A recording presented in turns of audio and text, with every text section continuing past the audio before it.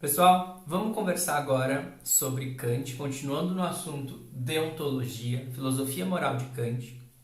Porém, agora a gente vai dar um zoom no imperativo categórico. Na aula passada a gente falou das máximas e a gente falou dos imperativos hipotéticos e do categórico, né? E hoje a gente vai dar um zoom no categórico, que é a categoria, desculpa o trocadilho, mais relevante da deontologia de Kant, beleza? Primeira coisa, a essência do imperativo categórico. Vamos entender qual que é a base, qual que é a coisa fundamental no imperativo categórico. A sua essência é a forma, ok? Então, assim, ele está dando pra gente forma, ele está dando uma forma, certo? Sobre a qual a gente vai passar a nossa ação, a nossa necessidade, e se ela couber nessa forma, então eu tenho uma atitude moral. Mais ou menos essa ideia. Olha que interessante. O imperativo categórico, ele não fala o que a gente deve querer. Nesse aspecto, o imperativo categórico, ele é vazio de conteúdo. Por isso que a forma é importante, porque ele em si é vazio de conteúdo. Ele não fala, faça isso, ok? Mas olha o que ele fala. Ele fala sobre como temos que querer o que eu quero. Então ele fala sobre a forma que temos que querer as coisas. Eu só vou querer algo dentro desse padrão. E se eu quiser esse padrão, se eu seguir esse padrão, eu estou agindo de acordo com o imperativo categórico. Beleza?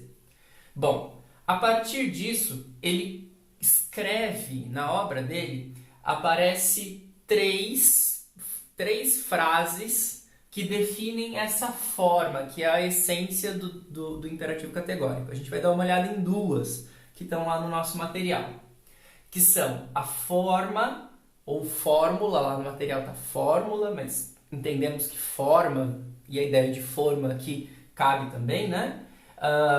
Forma da lei universal e a forma do fim em si. Vamos dar uma olhada. Forma da lei universal. Age de modo que a máxima da tua vontade possa valer sempre, ao mesmo tempo, como princípio de legislação universal.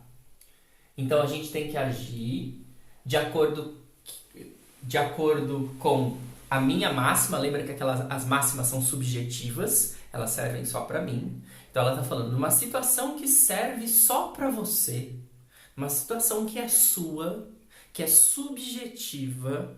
Você sempre tem que procurar agir pensando que aquela sua ação, mesmo que subjetiva, ela pudesse ser aplicada, maximizada para todas as pessoas em qualquer situação, tá? Como princípio de legislação universal. O exemplo que está lá na página 10, vocês dão uma lida lá, está falando assim: uma amiga minha vai fazer 15 anos de idade, me convidou para aniversário, eu super gosto dela, ela super gosta de mim, mas eu tô sem grana. Eu sei que ela nem vai falar nada se eu não levar uma lembrancinha, mas claro que ela vai ficar chateada se eu não levar nada, né? Pô, 15 anos, idade aí que ela considera bastante importante, então eu vou numa loja que não tem sistema de segurança e vou roubar um negocinho para ela. Né? E aí o Kant vai falar assim, vamos ver se passa aqui. Ele vai falar que não vai passar na fórmula da lei universal, porque é a seguinte: essa atitude de ir lá e roubar o presentinho responde à minha necessidade como uma máxima? Sim. Resolvo o problema, roubo lá um negocinho na loja, deixo minha amiga feliz, estou sem grana e resolve a minha situação. Mas aí o que ele pensa? Bom, se todo mundo fizer isso, certo? Se todo mundo fizer isso, eu vou ter um colapso no sistema de propriedade, porque todo mundo vai começar a roubar, porque todo mundo vai ter uma razão na qual se justifique o roubo, uma razão subjetiva, uma razão de máxima. E aí a questão de propriedade vai corroer. A gente vai ter tanta gente roubando que a própria noção de propriedade não vai fazer mais sentido. E aí, se não tem mais noção de propriedade, o próprio ato de roubar já não faz mais sentido, porque eu só roubo aquilo que é de outro. E se não existe mais a noção do que é do outro, porque todo mundo já roubou tudo mesmo, tá uma confusão, não faz mais sentido o próprio roubo.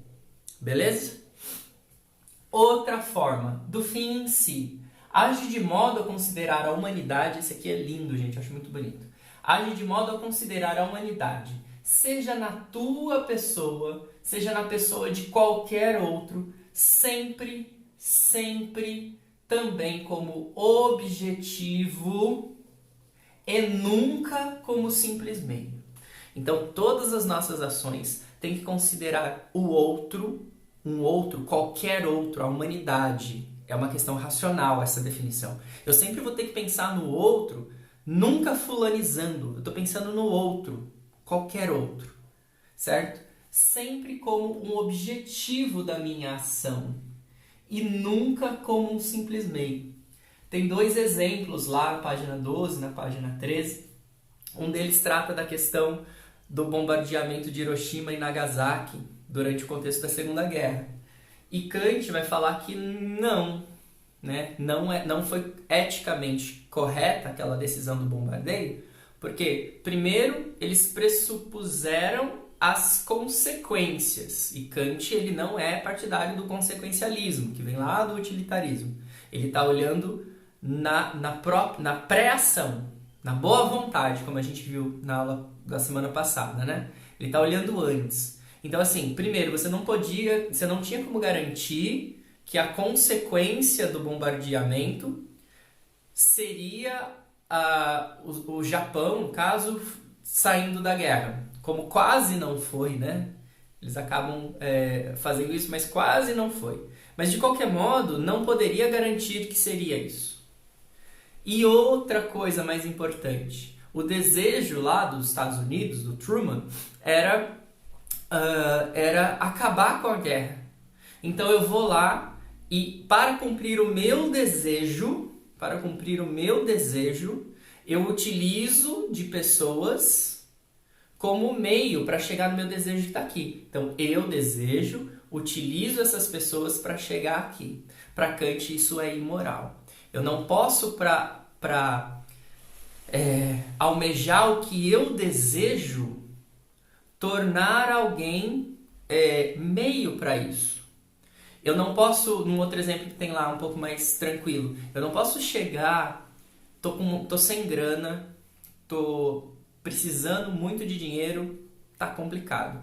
Eu chego pro um amigo meu, ou saio pedindo na rua, muitas pessoas infelizmente fazem isso, e falo assim: se eu tô com uma doença aqui na perna, tal, não sei o que, lá, e eu preciso, por favor, de ajuda, você pode me ajudar? amigo, não sei o que. Aí eu pego, aí ele me dá o dinheiro, né? E aí eu vou lá e pago minhas contas. E pago as minhas contas, né? Não tô com um problema aqui. Então eu utilizei da boa vontade dele, através de uma mentira, eu utilizei ele como meio para pagar as minhas contas. Kant está falando que eu não dei liberdade para o meu amigo decidir, certo? Eu me tornei errado. Eu me tornei necessariamente errado nesse exemplo, né? O que eu teria que ter feito seria ter falado: amigo, cara, tô ferrado de grana, preciso pagar minhas contas. Você tem como me ajudar? Se ele falasse sim ou não, isso não importa, isso eu não controlo. Isso não é problema meu. O que eu tenho que fazer é ser sincero e não utilizar ele como meio para alcançar o que eu quero. Beleza? Por isso tudo, gente, é fundamental a gente entender que o fundamento do imperativo categórico, né, é a liberdade. Se eu não tiver liberdade, certo? Eu não tenho como seguir ou não seguir o imperativo categórico. Eu não tenho, eu vou ser determinado pelo outro.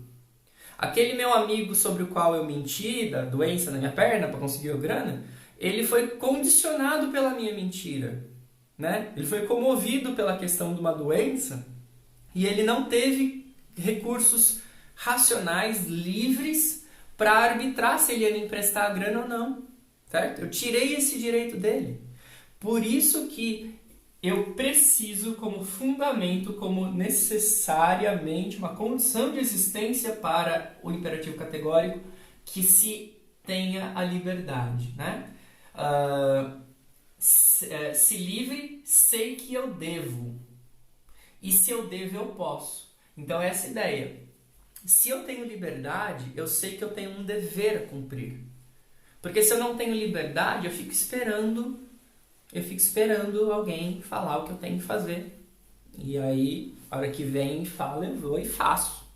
Tem nada a ver com isso. Não fui eu que quis.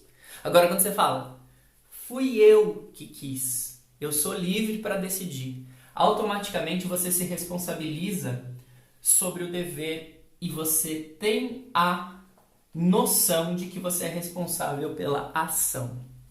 Um abração. Até mais.